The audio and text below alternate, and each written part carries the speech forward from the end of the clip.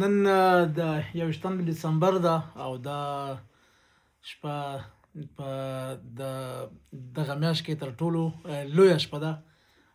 افغانانو ته د یلدا شپه هم وایي. نور معلومات به زمونږ ملګری خپلواک صاحب درته درکړي. سلامونه.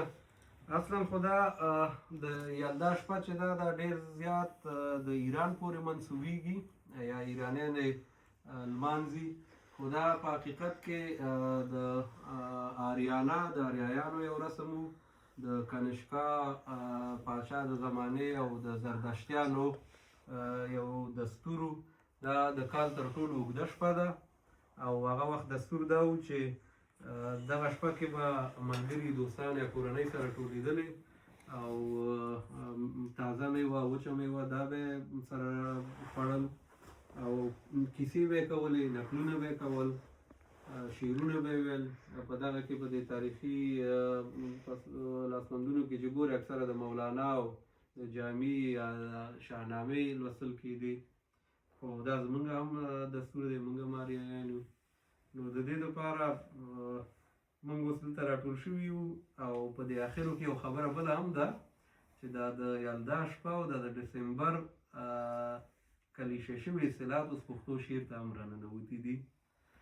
نو یو اړخ یې بل هم دا دی چې پښتو شاعرۍ کې دا اپډیټ راغلی دی.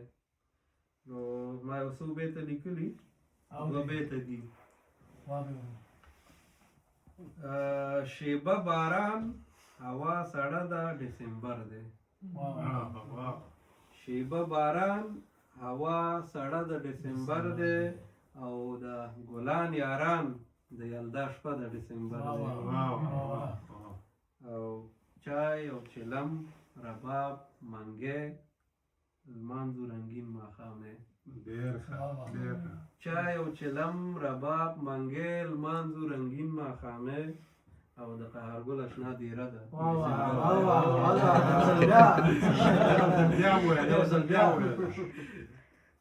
شیبه باران هوا سړه ده ډسمبر دی، ګلان یاران د یلدا شپه ده ډسمبر دی.